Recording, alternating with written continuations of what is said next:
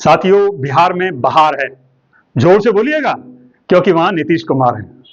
यकायक बिहार की राजनीति साथियों गर्मा गई है। यहां चुनाव आयोग वाले सर यानी एसआईआर ने 1 महीने के अंदर 1-2 नहीं, अपनी क्लास के 65 लाख लोगों को फेल कर दिया है। जिंदा लोग अब मुर्दा हो चुके हैं, सड़क पर घूमते हुए पाए जाते हैं, शिकायतें करते हुए पाए जाते हैं। सुना है आप जिंदा ही नहीं हो।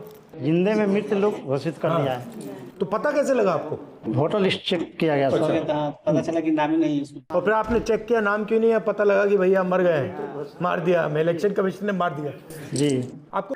दस्तावेजों की अगड़म बगड़म सवाल से लोग बहुत परेशान हैं और अब ऐसा लगता है कि जैसे वो सब्जी को लतियाने के मूड में है। दूसरी ओर राहुल ने इस मौके को तलाश लिया है और वोट चोरी वाला जो मुद्दा है, एक तरह से आप ये कह सकते हैं कि उन्होंने अपना धोबी पचाड़ चल दिया है और बिहार में अपना खूंटा वो गाड़ चुके हैं और एक शहर से दूसरे शहर घूम रहे हैं। उनके साथ तेजस्वी मौजूद हैं और उनकी रैलियों में भीड़ आ रही है और भीड़ कभी कभी उन्हें उस रैली को रैला में भी बदल रही है। बड़े लंबे समय के बाद मैंने देखा कि जो रैलियां, जो एक्टिविटी हो रही है, उसमें इतनी ज्यादा भीड़, सड़क पर चलते हुए भीड़ नजर आ रही है। बड़ा मतलब लगता है कि लोगों को नाराजगी है और ये काफी कुछ असर कर सकती है चुनावों में। सर पर जो है, लेकिन इसका दूसरा हिस्सा भी है जिस पर अब लोग बड़ी कम चर्चा करते हैं। सर क्या इतना डिस्कशन हुआ है एसआईआर का, लेकिन आपने एक चीज गौर की होगी, नीतीश बाबू सक्रिय नहीं, नीतीश बाबू की कोई चर्चा नहीं हुई, नीतीश बाबू मीडिया में नहीं है। इसके 2 ही कारण हो सकते हैं। पहला, वो बहुत संतुष्ट हैं, उन्हें मालूम है कि जीत तो हम ही रहे हैं। दूसरा, उन्हें लग रहा है कि अब कुछ करने का फायदा नहीं है, चुप ही रहो, जो मिलना है उसमें बाद में हम सेटिंग कर लेंगे। तो पता नहीं क्या होने वाला है, लेकिन नीतीश खामोश हैं। और उनकी अगर कोई एक्टिविटी आप देखना चाहते हैं तो मैं आपको बता दूं दोस्तों, ट्विटर पर ही वो एक्टिव हैं।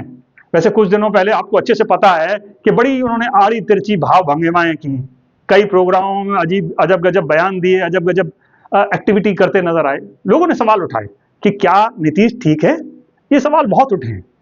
हम भी उम्मीद करते हैं और आशा करते हैं कि वो ठीक रहे होंगे और ठीक होंगे, लेकिन ट्विटर पर जो एक्टिविटी हो रही है उसमें ऐसा लगता है जैसे नीतीश स्वस्थ हैं और बाकायदा वो पूरे प्रदेश के विकास कार्यों की समीक्षा कर रहे हैं।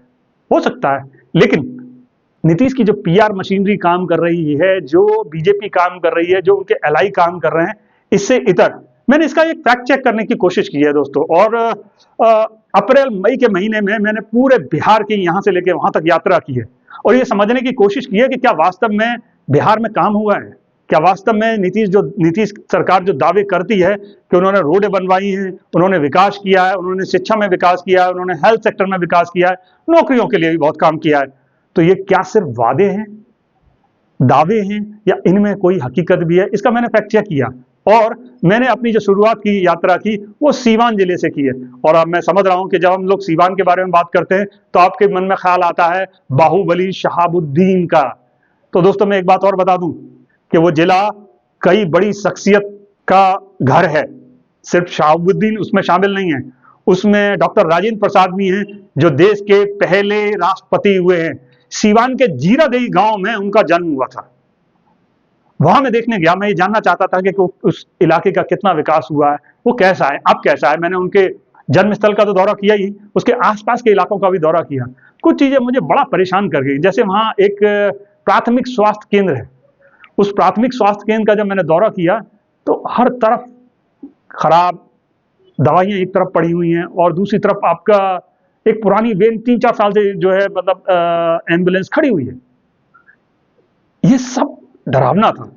मैंने जो देखा, आप भी जरा एक बार देखिए और खुद फैसला कीजिए कि दावे कहां हैं और हकीकत क्या है। इस स्वास्थ्य केंद्र में ऐसा लगता है कि खुद स्वास्थ्य केंद्र का स्वास्थ्य खराब है। आप इस एम्बुलेंस को देख सकते हैं कि पता नहीं एम्बुलेंस किस पर्पज़ के लिए इस्तेमाल होती है, लेकिन अगर आप इसे देखेंगे तो ऐसा लगता है कि ये पिछले कई सालों से ये इसी तरह खड़ी हुई है और धूल धुसरित खड़ी हुई है। इसका क्या हुआ, यहाँ कोई गाड़ी नज़र नहीं आती, एक गाड़ी एक एम्बुलेंस, और उस एम्बुलेंस का ये हाल नज़र आता है। देखिए इस मैं अपने साथी से कहूँगा एक बार दिखाएं, आप अंदाज़ा लगाइए इस इलाके का क्या हाल है, यहाँ स्वास्थ्य सेवा कैसी होगी, किस तरह से चीज़ें मिलती होंगी, ये आप स्वतः ही अंदाज़ा लगा सकते हैं। ये वेन हमें यहाँ मिली और ख़ास ये है और हैरान भी ये करता है, ये खुद देश के पहले राष्ट्रपति डॉक्टर राजेंद्र प्रसाद का गांव है जीरादेई। इसी के नाम पर इस विधानसभा का नाम जीरादेई पड़ा। बड़ा हैरान करता है। इस एरिया में जो स्वास्थ्य केंद्र की बात होती है, और आप देख सकते हैं कि इस वक्त ये सब बंद पड़ा हुआ है, चारों तरफ सन्नाटा है, ब्लॉक लगे हुए हैं। और मैंने स्थानीय लोगों से बातचीत की तो उनका कहना है कि कभी खुलता है कभी नहीं खुलता है। ऐसे स्वास्थ्य केंद्र जो OPD, भायकच, ये सारी चीज़ें बहुत बेसिक चीज़ें होती हैं जिनको लोगों की ज़रूरत होती है। आप यहाँ देख सकते हैं ये बोर्ड लगा हुआ है, 6 वाला प्राथमिक स्वास्थ्य केंद्र अस्पताल का उद्घाटन डॉक्टर श्री बिंदेश्वरी माननीय मुख्यमंत्री बिहार एक ये 1986 को ये संपन्न हुआ। इसका तब से इसका क्या हाल है, ये बंद है और इसी तरह से पड़ा हुआ है। ये कब खुलता है, लोगों का कहना है कि कभी कभी खुलता है कभी नहीं खुलता है। तो लगता नहीं है कि यहाँ पर कोई बहुत ज़्यादा गंभीरता की चीज़ें नज़र आती हैं। थोड़ा सा आगे और देखेंगे, यहाँ पर एक लगभग सन्नाटा है। ये एक तरह से यहाँ ये इसके लिए मशीन इस्तेमाल होती होगी, जो भी स्थिति आप देख सकते हैं उल्टी पड़ी हुई है। तो बड़ा अजीब सा नज़ारा है। यहाँ दवाइयाँ हैं, ये देखिए यहाँ क्या हाल है। ये जो भी दवाइयाँ इस्तेमाल हो रही हैं वो कूड़े के तौर पर इस तरह से इस्तेमाल करके फेंकी जा रही हैं। कोई सैनिटेशन नहीं है, अव्यवस्था का हिस्सा है। ये बड़ा हैरान करता है। एक ऐसी जगह है जिस पर देश के पहले राष्ट्रपति डॉक्टर राजेंद्र प्रसाद का जहाँ जन्म हुआ, एटलीस्ट वहाँ पर साफ़ सफाई होनी चाहिए, गायब है। स्वास्थ्य केंद्र का ये हाल है, आप देख सकते हैं कि ये स्वास्थ्य केंद्र है, अभी खुला नहीं है। एम्बुलेंस देख के लगता है कि उस सालों से उसे चलाया नहीं गया। ये सब चीज़ें बड़ा हैरान करती हैं। यहाँ पर कुछ अब देखिए इसको देखिए, ये बना हुआ है, उसके बाद देखिए लेंटर किस तरह से टूटा हुआ है। तो अव्यवस्थाएं हैं, मतलब आपने चीज़ें बना दी हैं लेकिन उस पर काम नहीं किया। यहाँ कुछ स्थानीय लोग हैं, उनसे हम बातचीत करेंगे कि आखिर इसका हाल क्या है, क्या वो ये उतना ही बेहतर काम करता है जितना वो उम्मीद करते हैं। असल में ऐसा क्यों है? क्या नाम है आपका? राकेश कुमार सिंह। राकेश जी, आप क्या इसी गांव के रहने वाले हैं, जीरादेवी गांव के? तो ये बताइए, ये स्वास्थ्य केंद्र इसी तरह बंद रहता है या कभी खुलता भी है? सर ये तो हफ्ते में एक दिन खुलता है। अच्छा, किसी टाइम से खुलेगा, टाइम से नहीं खुलेगा। एक्सीडेंट होता है यहाँ पे। एक्सीडेंट अभी कल ही परसों हुआ था, उसको लेके गया था जीरादेवी। एक्सीडेंट हुआ था, इसमें गया था, मतलब आदमी कुछ नहीं था, एक बेटाडीन भी नहीं मिलता। समय पर जाइएगा, बेटाडीन नहीं मिलेगा। कुछ क्या नाम है आपका? सत्यम कुमार सिंह नाम पर। अच्छा, कभी कभी आपका अजीब नहीं लगता है यहाँ पे? बहुत अजीब लगता पहले है। राष्ट्रपति का ये गांव है और उसे एक स्वास्थ्य केंद्र नसीब नहीं हो रहा है। बहुत अजीब लग रहा है, बहुत अच्छा। अजीब। प्राथमिक स्वास्थ्य केंद्र तक नहीं है, विकसित रोड नहीं है, रेलवे ढाला नहीं है, विकसित स्टेशन नहीं है। उनके घर पे जाइए, आपको कुत्ता बिलाई मिल जाएगा घर में। अच्छा, हाँ, विकास के नाम पे कुछ नहीं है, खाली जाति का वोट है। हाँ, कुछ नहीं होता है विकास के नाम पे। अभी मान लीजिए विधानसभा चुनाव आएगा, खूब बड़े बड़े नेता लोग आएंगे, ये बोलेंगे वो बोलेंगे, वादे करेंगे, कोई गोद लेगा विधानसभा को, जीरादेवी विधानसभा को, लेकिन विकास के नाम पे कुछ नहीं होता है। हाँ, सब कोई गोद लेता है, फिर अपने घर चला जाता है। अच्छा, हाँ, कुछ नहीं होता है। अच्छा, वादे आपको अजीब लगते हैं नेताओं के? हाँ, बहुत अजीब लगते हैं। खाली वादे होता है, विकास नहीं होता है। मर गए। अच्छा, इस बार का जो चुनाव होने जा रहा है, क्या लगता है आपको? अब चुनाव का क्या बताएं हम तो मान लीजिए, आप जनता है, हम विकास ढूंढते हैं, हम सुविधाएं ढूंढते हैं, जो आपको मूलभूत यहाँ पे नहीं मिलता है। क्या दिख रहा है आपको? कुछ दिख रहा है यहाँ पे? आप आए निरीक्षण करने, देखिए अस्पताल घूमिए, कुछ नहीं है यहाँ पे।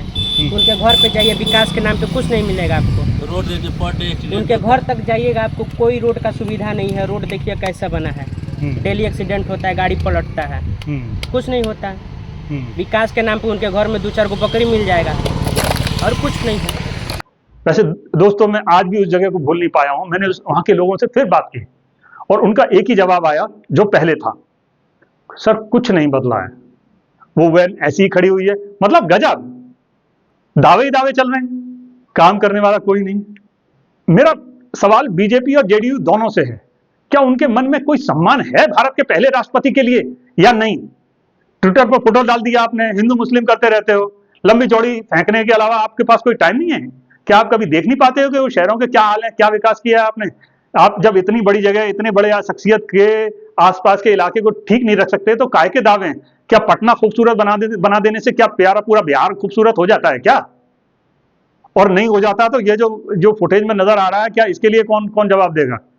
किसी को फुर्सत पड़ी? और मैं आपको बता दूं, मैं पहला आदमी नहीं हूं जिसने इस पूरे स्वास्थ्य केंद्र को कवर किया। मुझे लोगों ने बताया कि हाँ, कई बार रिपोर्टर्स आए, उन्होंने इसी तरह की कवरेज की। हैरानी की बात यह है, कोई फर्क नहीं पड़ रहा। कोई फर्क नहीं। इसका क्या मतलब है? इसका मतलब यह है कि आप रिपोर्टिंग कर लीजिए, खूब चिल्ला लीजिए, खूब बताइए प्रॉब्लम्स हैं, लेकिन सरकार को लगता है कि इन सब बातों से काम नहीं होता, इन सब बातों से वोट नहीं मिलता। तो फिर मैं यही सवाल आपसे फिर पूछूंगा कि नीतीश फिर वो दावा क्यों करते हैं, विकास की बात क्यों करते हैं, और वो आरोप लगा देते लालू से कि लालू का वो बयान के वो ये कहते थे कि अरे विकास के काम करने से क्या वोट मिलता है। तो आप बता दीजिए कि आप कौन सा विकास कर रहे हैं जो आप वोट मांग रहे हैं और काम विकास करते नहीं है, क्या कर रहे हैं आप? अच्छा दोस्तों, बिहार डायरी के अगले हिस्से में हम बात करेंगे डॉक्टर राजेंद्र प्रसाद के पुश्तैनी घर की। देखिए वहां लोग कैसे आराम फरमाते हुए पाए जाते हैं, जरा देखिए, वाह क्या सीन है। नमस्कार, मैं अफसर अहमद।